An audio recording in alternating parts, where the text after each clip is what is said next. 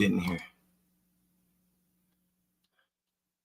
And it's a real good book, you know. I ain't gonna lie to y'all, it's a real good book.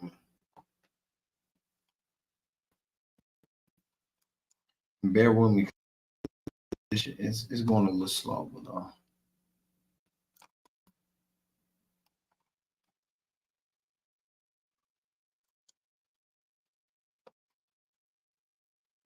rattlesnakes. With all earth strife, with bloody wars that carry thousands of men, women and children to slaughter worse than any circus of Nero or medieval Inquisition, is it any wonder that spacemen have not landed here?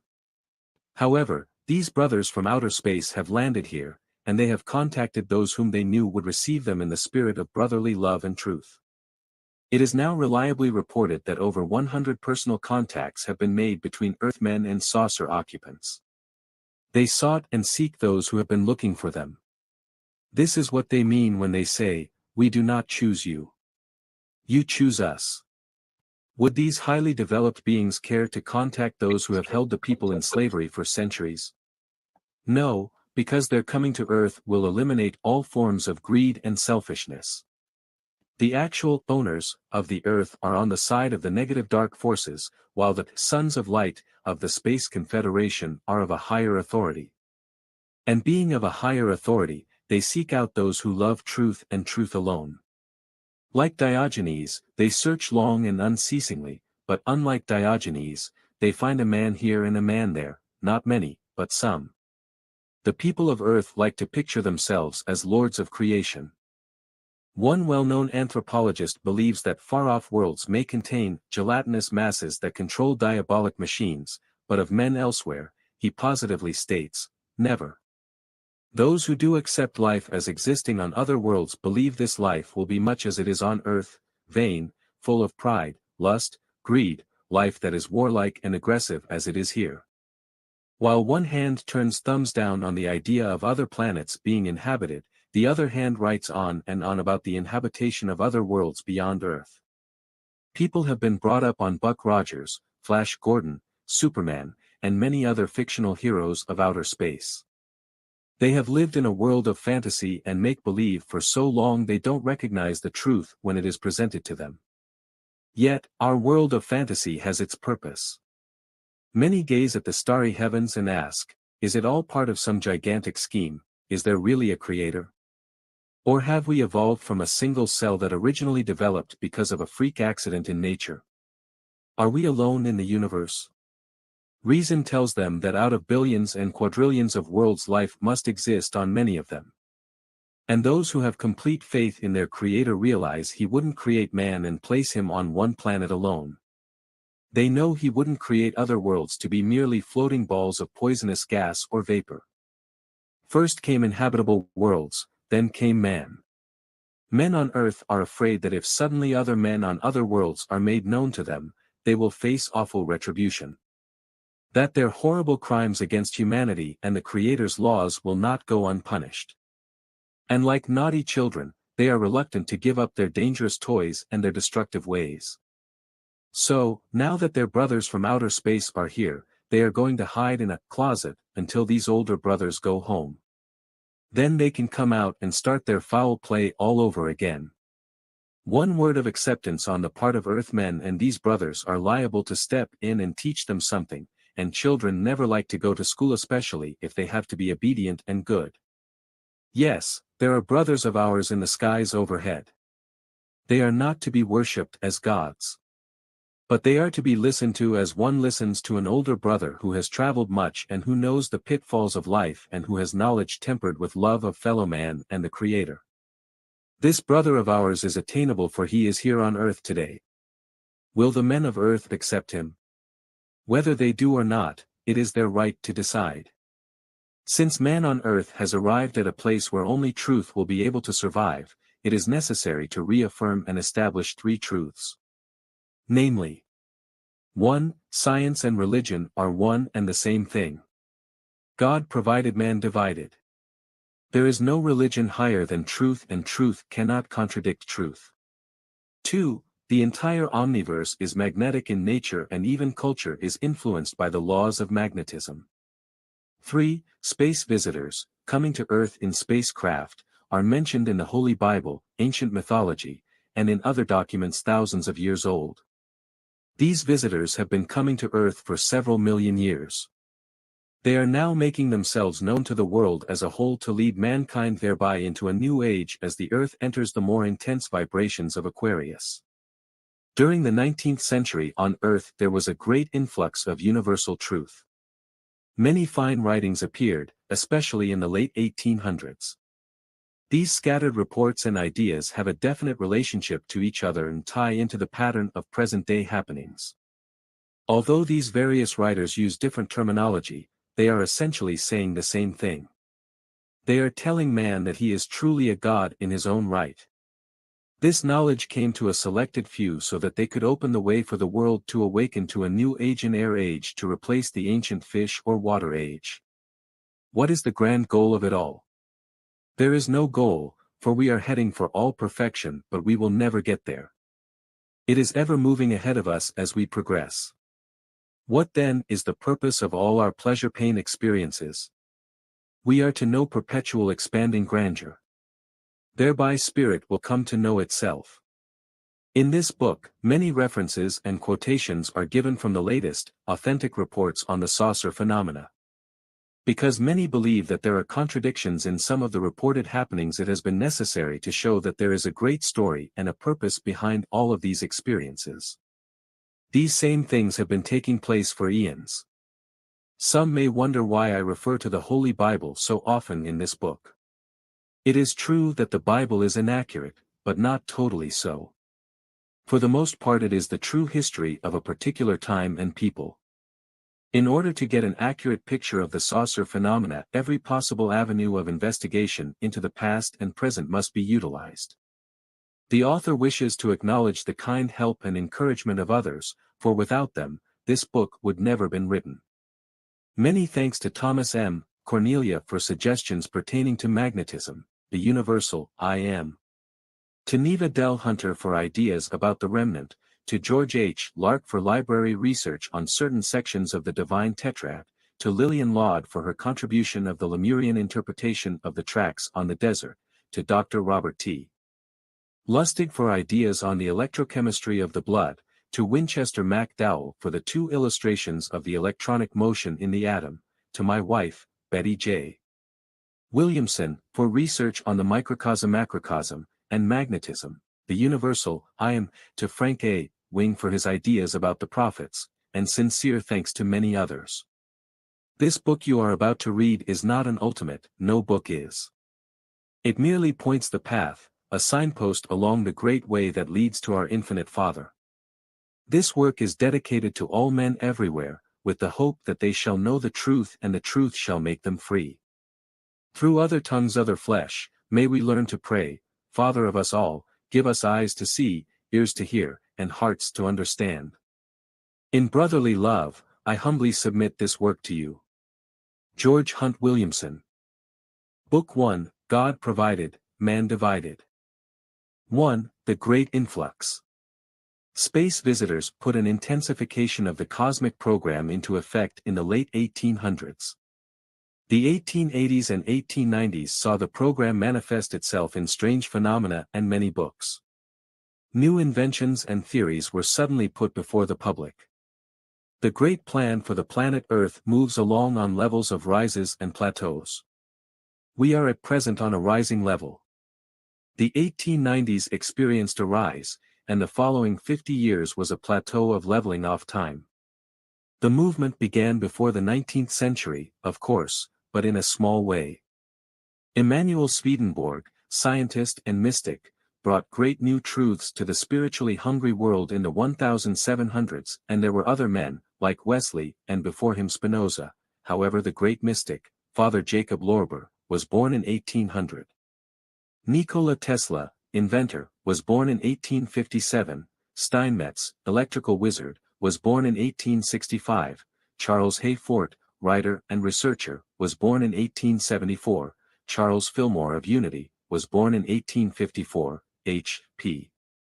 Blavatsky brought the great knowledge of theosophy to the world in the 1800s, H.W. Percival gave the world his knowledge and later, Thinking and Destiny, Dr. John B. Newbrough, in 1882, released his monumental work, OSP. Camille Flammarion, great French astronomer, was born in 1842, and among many others, P. D. Ouspensky, Lecomte du Nouilly, etc. Thus, in the last half of the 19th century, universal truth made a valiant attempt to penetrate the mind of man before the great age of materialism set in with the advent of the colossal machine age. Men like Brown Landwan and Flournoy, who wrote from India to the planet Mars, contributed greatly to this expanding program under the influence of space intelligences. Even John Jacob Astor got in the plan and wrote about the coining electrically governed world and interplanetary travel in 1897. Besides a great influx of universal truth coming to the minds of man, there was a definite program instituted on the physical plane and on the surface of Earth itself. Space visitors were actually deposited and left on our world to mix, mate, and marry with us. The new ideas and theories first came out in book form, and this was the prelude to the appearance of spacecraft in the skies of Earth. In our present century, first came the science fiction tales of space travel, then came the actual space visitation. In Paris, France, in 1892, Flammarion said, "We dare to hope that the day will come when scientific methods yet unknown to us will give us direct evidence of the existence of the inhabitants of other worlds, and at the same time, also, will put us in communication with our brothers in space. What marvels does not the science of the future reserve for our successors, and who would dare to say that Martian humanity and terrestrial, Earth, humanity will not someday enter into communication with each other?" Then in 1896, Flammarion wrote Uranie, and in 1897 things really began to happen. Here's the report as taken directly from the old records. Chicago Record, Friday, April 2, 1897, see Great Airship. Kansas City, Missouri, people excited. Mystical black object casting before it red light startled whole city for the last 2 weeks. At last descended, 10,000 people swear they have no hallucinations. Scoffers and disbelievers claim the people have been seeing the planet Venus or the evening star, even though according to the almanac this planet should have set below the horizon at least an hour before.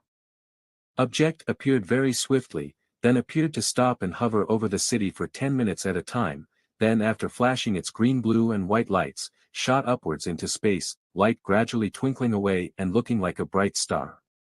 Time, 8:15 p.m. M. Everest, Kansas has sighted a strange airship. Competent reporters state that this must be the airship that was built in Oakland, California and which broke away at launching time. This giant airship hovered 1/2 hour at a time and descended at regular intervals very close to the Earth. A giant searchlight flooded the whole city with light from this aerial monster which with the velocity of an eagle darted up and away. Power source must have been attached to the light for it dimmed as the ship went up and away. An observer states that there seemed to be a basket or car beneath a great dark object thought to be a gas bag overhead.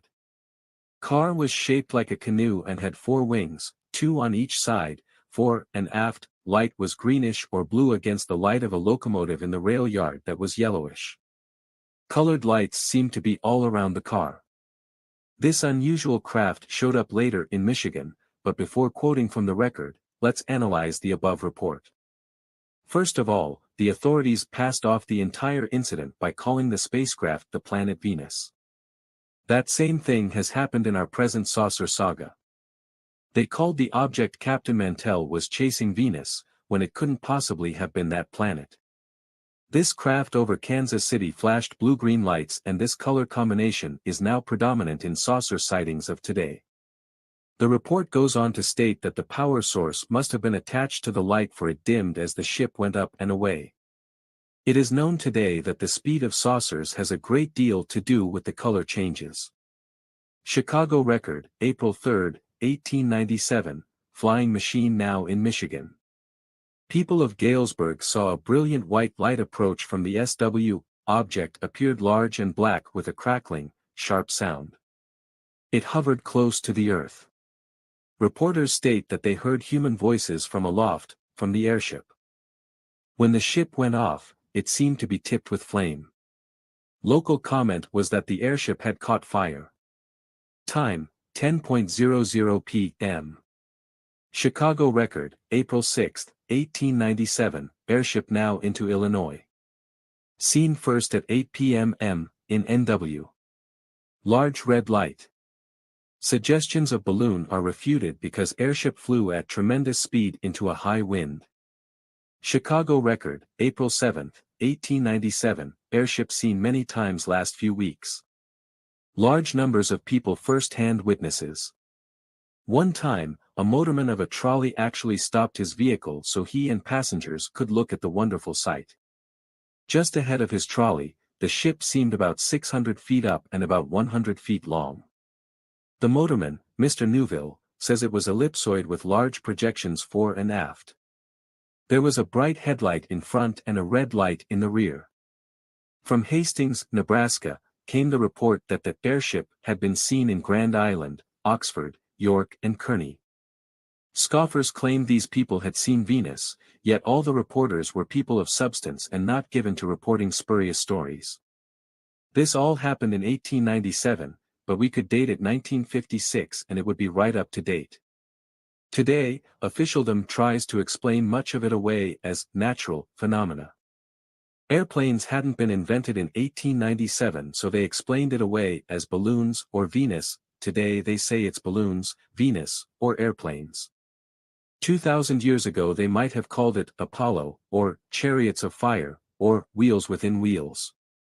Chicago record, April 9, 1897, airship seen in Iowa. Between West Liberty and Cedar Rapids appeared a bright light, giant airship. Steel body. When leaving it appeared to be a large star weaving about, and stars do not weave around the heavens. Chicago record, April 10, 1897, airship sighted over Chicago and Evanston. People are tripping over themselves these days trying to get the best look at this green and white lighted giant airship that has had the people all over the Midwest dither. Some people think the end of the world is near. Scientific minds have explained the whole thing away by now. The mystery will surely be cleared up in a few days. Mr. Carr, an aeronaut, has built an experimental balloon and is financed by a New York theatrical wig manufacturing company. Mr. Carr states his machine works marvelously, but cannot go against the wind. Power is storage battery with propeller. Professor Hoff of Northwestern University and head astronomer of the observatory stated when asked to train his telescope on the object, "I am busy with sights on Jupiter and it would be too troublesome to change to look at this new thing." The next day, Hoff said, "The thousands of people that are reporting this so-called strange airship are in reality looking at Alpha Orionis in the constellation Orion." This great scientist was too busy with sights on Jupiter.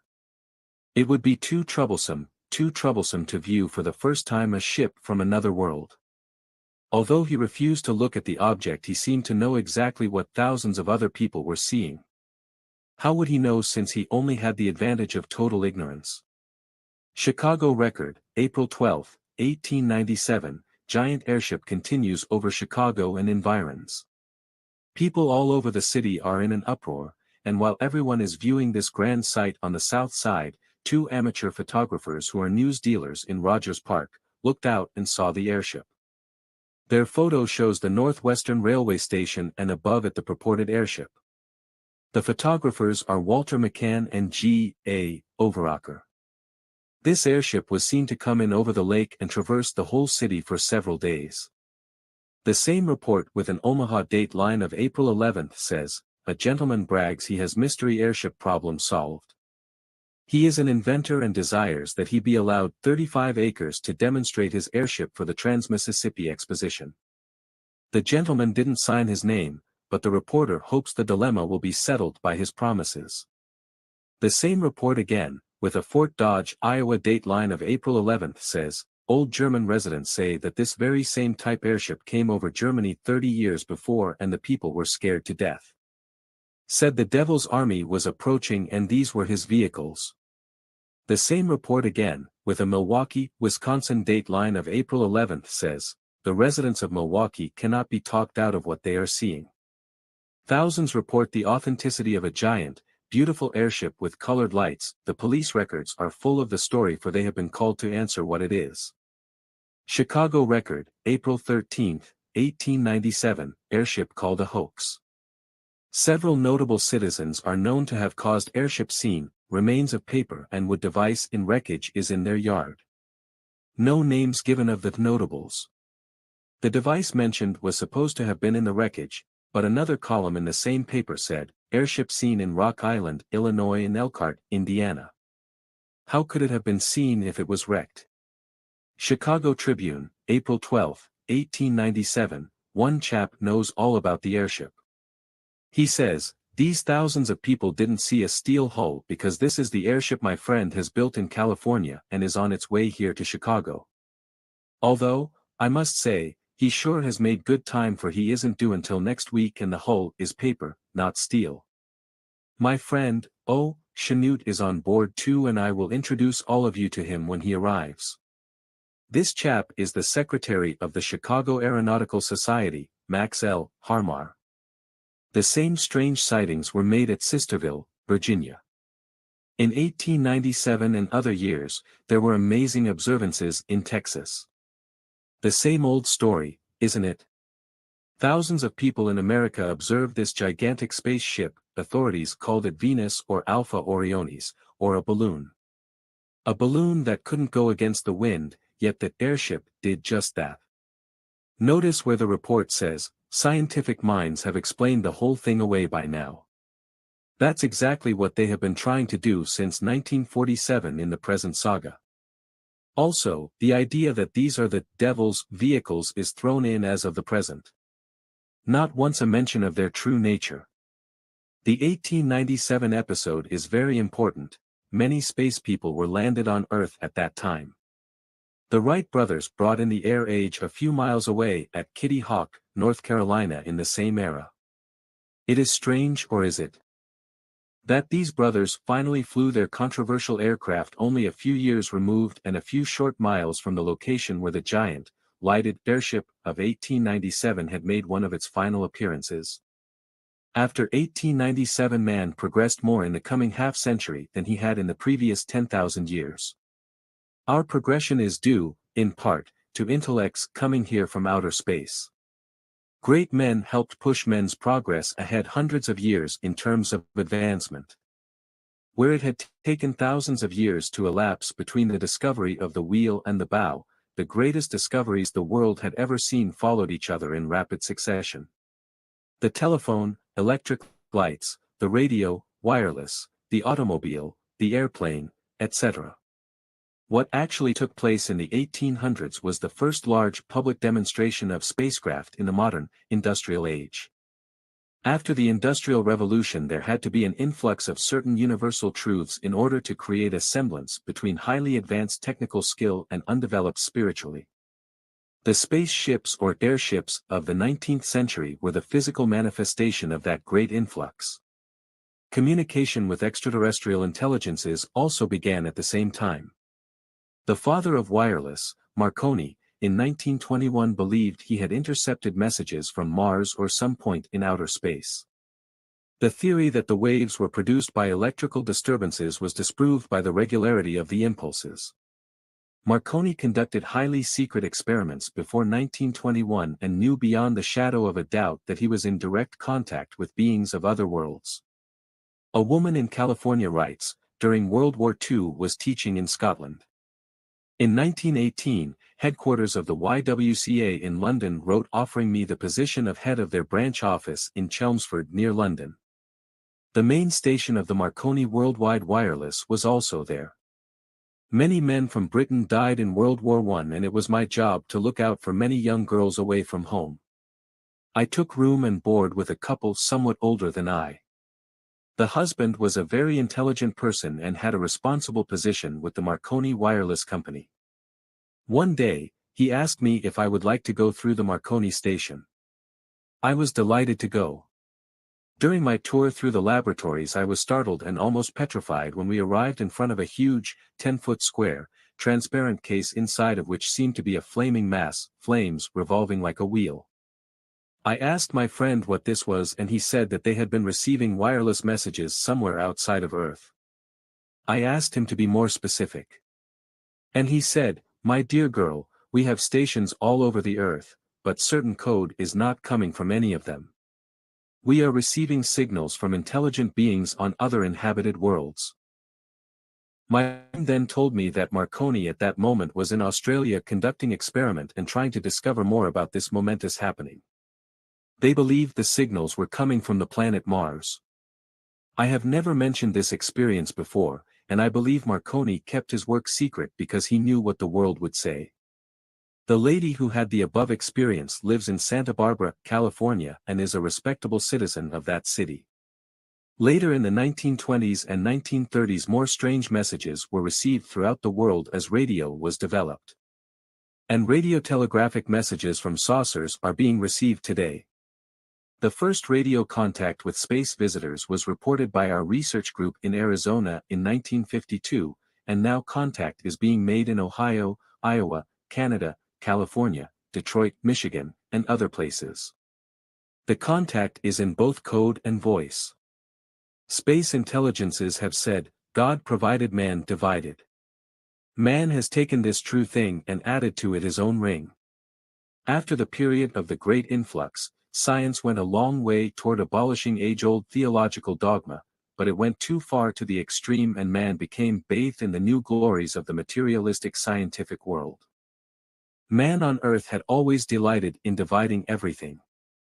There are continents, nations, states and commonwealths, counties and townships, cities and villages, wards and blocks, churches, cults, sects and isms, races and creeds, classes and clubs, societies and shrines, cathedrals and temples. But the infinite Father is one. Earth has been divided up so that instead of man being a brother to his fellow man, he has set up artificial lines to separate and segregate others different than himself. Man made boundaries, man made creeds and ideals, man made religious groups, man made doctrine and dogma, man made. There is nothing wrong with religion, it's what man has done to and with it that's so pitiful. Science is the twin sister of religion, truth cannot contradict truth, and there is no religion higher than truth. The worship of the Creator and the study of his laws, causes and effects. Of nature and the great powers waiting for discovery within her bosom, all these should be massed into one. Hence, science and religion are one, just as everything in the omniverse is one. When Van Tassel said, "We must present to science, the religion of science, and to religion, the science of religion," he gave the key for understanding between the two great fields of human endeavor. To many people today, science is the modern savior or Messiah. They look to scientists and their discoveries for the answer to all of mankind's ills. Recently reports said that soon we could live forever through the latest discoveries in biological science. What fools these mortals be, indeed. We already possess immortal life. Thousands of spiritually hungry people have come to realize that the facts unearthed by science have not thus far been adequate to satisfy the needs of humanity, and many today are searching for something. Orthodox theology has failed also to satisfy their deep longings, and orthodox science presents only cold, bare materialism to them. There are, of course, many scientists and theologians who are sincere, honest men, working tirelessly to aid men on this planet. But, at the same time, we must remember that all scientists are not men of science, and all theologians are not men of God. Men are most reluctant to give up their secure, comfortable positions and pet theories. Desmond Leslie once said, "I'm convinced that the orthodox scientists of today are the counterpart of the orthodox theologians of the Middle Ages." Be that as it may, orthodoxy is the same thing wherever it is found, and it doesn't matter by what name you prefer to call it. Once in a great while a man comes along, or a woman, and although usually despised by their contemporaries, they manage somehow, by supreme effort, to haul all the rest of lagging humanity behind them, and what we call worldly advancement or progression takes place. In Of Flight and Life, Charles Lindbergh says, "To me in youth science was more important than either man or God. I worshipped science. I was awed by its knowledge. Its advances had surpassed man's wildest dreams. In its learning seemed to lie the key to all mysteries of life. It took many years for me to discover that science, with all its brilliance, lights only a middle chapter of creation. I saw the science I worshipped, and the aircraft I loved, destroying the civilization I expected them to serve, and which I thought as permanent as the earth itself. Now I realize that to survive, one must look beyond the speed and power of aircraft, beyond the material strength of science. And, though God cannot be seen as tangibly as I had demanded as a child, His presence can be sensed in every sight and act and incident. Now I know that when man loses this sense, he misses the true quality of life, the beauty of earth, its seasons and its skies, the brotherhood of men, the joy of wife and children. He loses the infinite strength without which no people can survive, the element which war cannot defeat or peace corrupt. Now I understand that spiritual truth is more essential to a nation than the mortar in its city's walls. For when the actions of a people are unguided by these truths, it is only a matter of time before the walls themselves collapse. The most urgent mission of our time is to understand these truths, and to apply them to our way of modern life. We must draw strength from the almost forgotten virtues of simplicity, humility, contemplation, prayer. It requires a dedication beyond science, beyond self, but the rewards are great and it is our only hope. All theology and science will not be done away with in the new age. But under the incoming golden dawn, man will acquire a greater concept of creation, free of ancient ritualism and the carried-over pagan ideas. Likewise, man will enjoy more radiant health due to the habit of right living and right thinking. Every man will be a scientist, even as space visitors are true scientists, utilizing the forces of the universe in the ever upward, spiraling climb toward divinity and the Father. The elder brother, Jesus, said, "Know ye not that ye are gods?" Man will wake up to this fact, and will leave the pupa of ignorance, superstition, dogma, orthodoxy, etc., to emerge as a son of God, claiming his rightful place in the divine scheme of things. Man is a co-creator with the Father, but he fails to recognize this great truth. The great scientists of Columbus' time were no less great because they believed Columbus to be a fanatic for thinking the earth was round. The mistakes of yesterday or today only point the way to the greater truth of tomorrow. With each new discovery we gain a greater comprehension of the whole. Everything changes, but change itself. Let that change come. The earth has been waiting a long, long time. 4,000 years ago, Job asked, "If a man die, shall he live again?" This question has been repeated in vain by every generation of men who have since inhabited the earth. Now, space intelligences bring proof of life everlasting, and eternal progression. In Conquest of Fear, Basil King gives us a view of the future world when he says, "Taking Jesus as our standard we shall work out, I venture to think, to the following points of progress. The control of matter in furnishing ourselves with food and drink by means more direct than at present employed, as he turned water into wine and fed the multitudes with the loaves and fishes. The control of matter by putting away from ourselves, by methods more sure and less roundabout than those of today, sickness, blindness, infirmity and deformity. The control of matter by regulating our atmospheric conditions as he stilled the tempest. The control of matter by restoring to this phase of existence those who have passed out of it before their time, or who can ill be spared from it, as he raised 3 young people from the dead, and Peter and Paul followed his example. The control of matter in putting it off and on at will, as he in his death and resurrection. The control of matter in passing altogether out of it, as he in what we call his ascension into heaven. Yes, it is true that God provided man divided, but man on earth must go back to the whole which the Creator made manifest unto his creation. Remember the words of Paul, "O Timothy, keep that which is committed to thy trust, avoiding profane and vain babblings, and oppositions of science falsely so called." 1 Timothy 6 verse 20.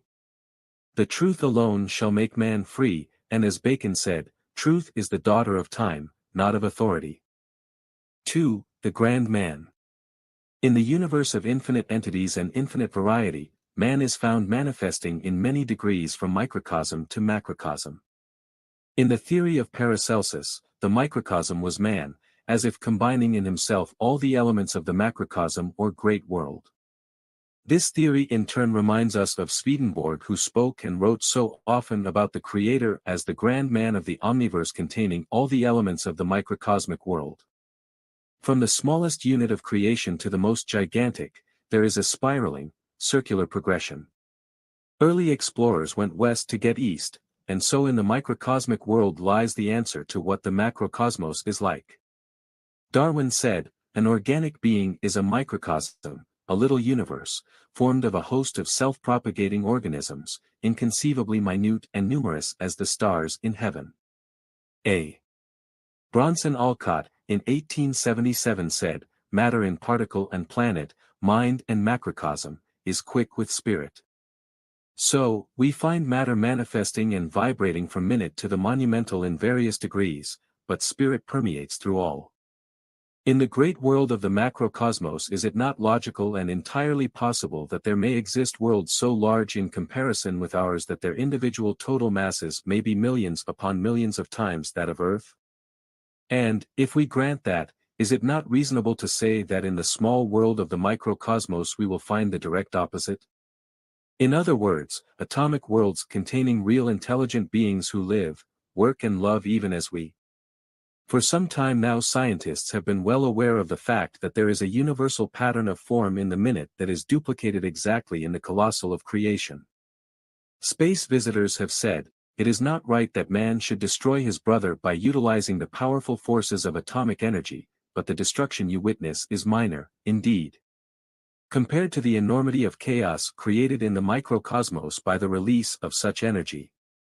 When an atomic bomb is detonated, literal microcosmic worlds containing created life are destroyed. Of course, these worlds are in other dimensions of time and space. What we think of as a minute may be the passing of 1,000,000 years to the microcosmic citizen. Infinity covers a lot of territory, and we can easily have worlds and life so minute that we of our age 5'8" cannot possibly see them with our organs of sight. If we accept this fact, we must also agree that there must be bigger worlds and bigger life forms. In fact, these forms could be so large that we couldn't possibly see them, and that brings us back to the microcosmos. In considering the present space visitations to Earth, we encounter saucer occupants similar to ourselves in size and form. We do not find spacemen coming into Earth's atmosphere landing their craft on a pinhead or saucer pilot so large that they displace all the water in the Atlantic Ocean if they decide to take a dip. The reason certain space people are here and not other inhabitants of the cosmos is because our infinite Father has sent those brothers to us who are most nearly like ourselves in appearance and bodily size. After all, contact is difficult enough in a corporeal world without adding to the problem by sending a highly developed being who would have to announce the universal doctrine to us from that pinhead or lovingly lead us like a swift and Lilliput. The space friends here now may be far ahead of us in spiritual development, but they are probably more nearly like us than other dwellers in the cosmos. Before the consideration of similarities existing between matter and energy from the subatomic, microcosmic, through the astronomical, macrocosmic, levels is discussed, it is important to conceive of what matter and energy are. Very recently, it was taught in our universities that most of the atom as well as most of the starry universe was empty space. Now, finally, physicists are uncovering the facts that show matter and energy to be the same thing, though they cannot really understand how such a situation can exist. Their facts confuse their theories and they find themselves forced into retaining theories they now know to be inconsistent with the facts, for lack of any better theories. Empty space is a dead concept, for where is there no starlight? Yes, even starlight is matter and exerts pressure. Science has discovered that the famous little particle called an electron sometimes exhibits itself more as a particle and sometimes more as a wave. This is true also of the other so-called particles of the atom and of the universe. A particle can be an electron, other atomic particles, an atom, a moon, a planet, a sun, a solar system, a galaxy, a supergalaxy, and so on, ad infinitum. All creations, particles, in the universe are similar because 1. All of them discharge energy. This might be considered as reference to fields of force, emission of rays, waves, frequencies, vibrations and forces. Briefly then, how can one picture something having both particle and wave properties at the same time? It is done by thinking of them as shells within shells. Some of these shells are visible to the eye as the Earth's crust, the layers of an onion, the skin of the body, or the wheels within wheels of saucers. Some are visible with instruments which have determined the wave nature of electrons and other particles which emit quanta of energy. Some are detected by special photography as the four known fields of vibration around the human body and the atomic and molecular structures of various crystalline bodies as obtained by the British physicist, W. L. Bragg. The kind of motion that these shells exhibit determines what the effect of that energy is to be.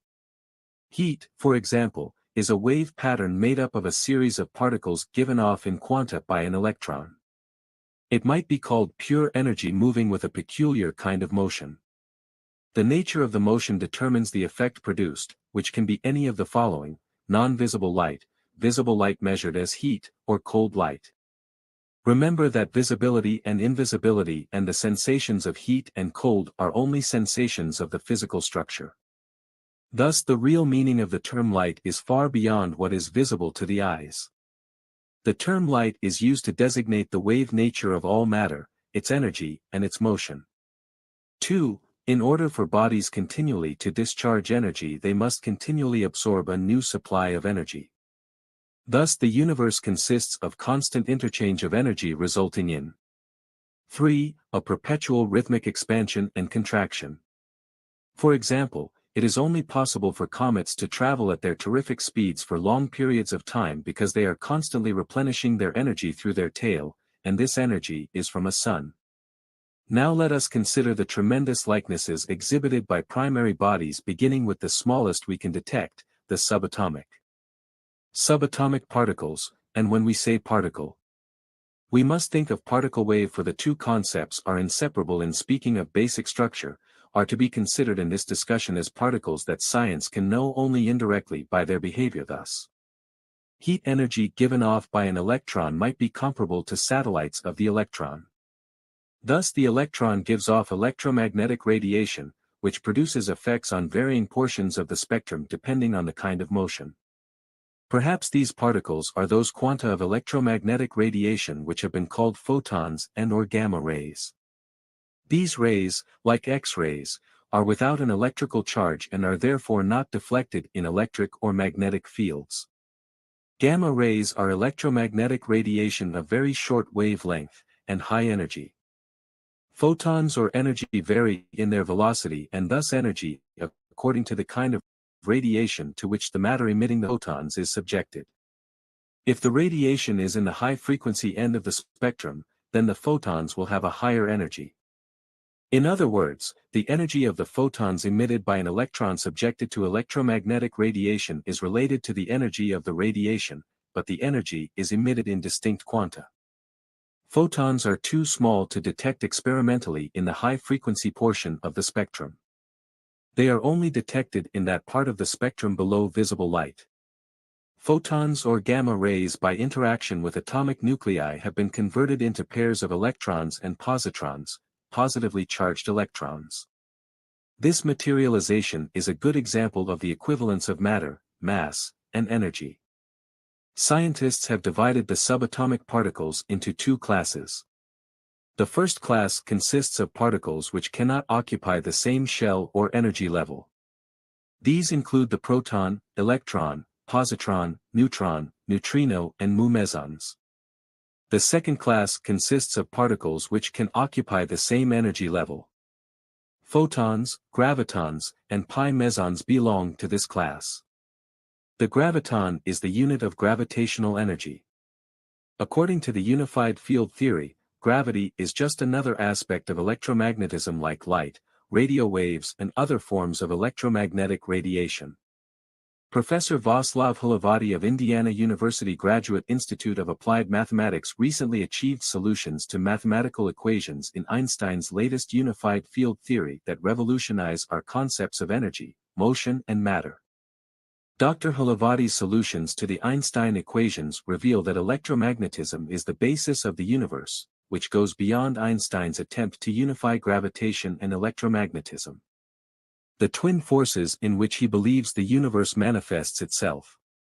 If Dr. Hlavati's solution is correct, the basis of all cosmic forces, gravitation as well as matter and energy, is built up of an all-pervading, all-embracing mathematical field. These theories will lead to the discovery of cosmic forces not even suspected today. Gravitation is not the basis of everything, but electromagnetism is. Everything, including man, owes its existence to its electromagnetic force field. So-called gravity is created by the vortex of the particle itself and is related to the density and also the size of the vortex or electromagnetic field. Thus the gravity exhibited by a subatomic particle may be greater than suspected at the present time. It is present as pressure toward the center of the field. Therefore, one might think of gravity as acting inward at right angles to the energy levels or shells. And to make a broader statement, we might say that all of the particles of the second class are acting at right angles to the spherical energy levels or shells. But the photons act outward and are given off as various forms of electromagnetic energy. Both photons and gravitons modify the motion of their respective nuclear body in its role as a satellite to some larger body. As electrons revolve about atomic nuclei in energy levels, so photons revolve around electronic nuclei, and when they are subjected to energy they are emitted as electromagnetic energy in waves, the effect of which depends of their motion. For the possible effects, glance at a chart of the electromagnetic spectrum.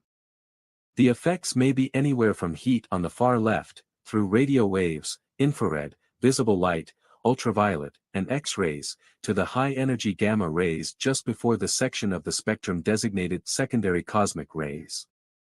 Gravitons are particles, acting inward, pulling from the center due to the pressure therein resulting from the expansion and contraction of the magnetic field, which is a field of electrically charged motion.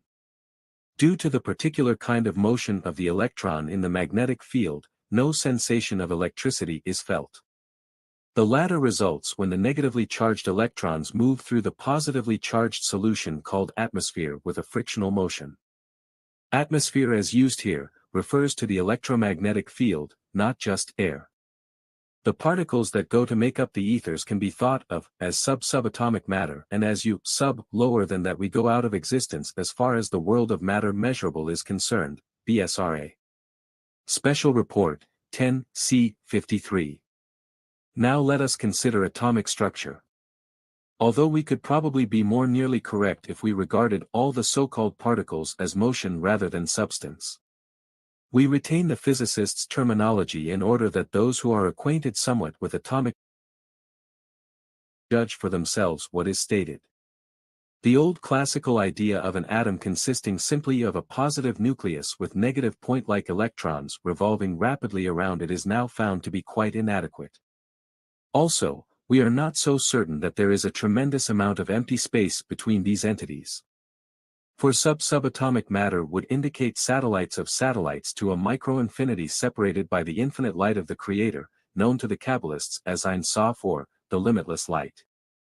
The newer theory of wave mechanics envisions the electron as a standing wave undulating to and fro. When the electron emits energy, its energy level or shell is contracted accordingly. When it absorbs energy, the shell is expanded. The apparent mass depends on its speed. Since the electron rotates, we must now conceive of this undulating more or less spherical shell rotating or spinning. This rotation is brought about by the effect of flux set up by the charged solution in which the electron is found. The rotation brings about polarity, magnetism, gravity, electricity, etc. Now, before we leave this discussion of what an electron is, let's include in our concept what would give rise to this more or less circular standing wave undulating to and fro. This can also be thought of as a manifestation of the vortex or electromagnetic field. This effect can be pictured by imagining the wave effect of two series of vertical rows of fish passing uniformly between each other at a 90-degree angle and then backing up. Would not this motion and rhythm give the effect of a spherical undulating wave? In the case of the atom, these waves are produced by parallel lines of force passing between each other at right angles with a rhythmic breathing resulting from the positive-negative strain. The positive lines of force are composed of positively charged particles, and the negative lines of force of negative particles intersect them at right angles, forming a flux effect. This intersection, when the lines are of equal density and vibration, forms an atom consisting of protons and electrons and an electromagnetic field. It is because these two kinds of lines of force have different speeds that scientists have recently discovered that the speed of light is not constant at 186,000 miles per second. Several months ago, a naval research engineer said he and 4 associates photographed a spot of light moving across a cathode ray tube at 202,000 miles per second, faster than the recognized speed of light. Perpendicular to these intersecting lines of force are other parallel lines of force which extend infinitely throughout all space. These have an extremely high rate of vibration but no motion as to direction. This is what is meant by space intelligences when they say, light does not travel, light is. These lines of force establish polarity and the resulting effects. They are the creative causation force of the creative intelligence, and the insulating force between successive electron shells. They make possible creation of new particles and add to the rotation of particles already existing by spiral induction and partial penetration.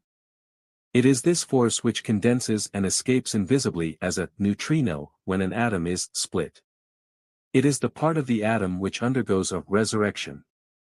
Physicists discovered the neutrino, which they believe to have a mass of less than 1/2000th of the mass of an electron, from the fact that in the nuclear process of a neutron being converted into a proton and an electron there was some missing spin energy. The neutrino was postulated as the carrier of this energy. It carries no electric charge, but an idea of its character might be more easily grasped by realizing that a beam of neutrinos would travel through lead of almost infinite thickness with no decrease in intensity. Indeed, the neutrino, which physicists can't see as they have seen tracks of other nuclear particles on photographic film, appears to be the creative light force of the Infinite Father. The limitless light, the light that is. It is the balancing force of the omniverse. In regard to the nucleus of the atom, physicists are considering various theories, trying to understand what holds its protons and neutrons together in the nucleus since electrically like forces repel. A qualitative answer is given by certain of the mesons, but quantitative measurements await further development. Because the forces acting between a meson and proton or neutron are said to be approximately 1,000 times stronger than the forces acting between an electron and electric field. However, in keeping with the differences in the speed of phenomena within the atom, could we not say that the vortical currents were sufficiently strong to keep the nuclear matter concentrated in a comparatively small area regardless of its apparent mass relationships? In other words, if gravity is recognized as a force acting inward as a result of vortical currents of the atom, the weights and measures developed in the vortical currents of the Earth have no intrinsic value of themselves when referring to the atom. Information received by the BSRA states if one atom were ever truly smashed, your whole system would be turned into a supersolar, nothing but light radiation, many millions of times brighter than your sun. No wonder space visitors are concerned over our atomic experiments. Before we leave the subject of atomic structure, let's glance at the idea of the inverted atom. Physicists have found short-lived particles in all cases that are the electrical opposites of the prevalent particles in our atomic structure. Some of these, including the newly found antiproton, have been found in cosmic rays. These are evidently the particles that form atoms built with negative nuclei and positive satellites.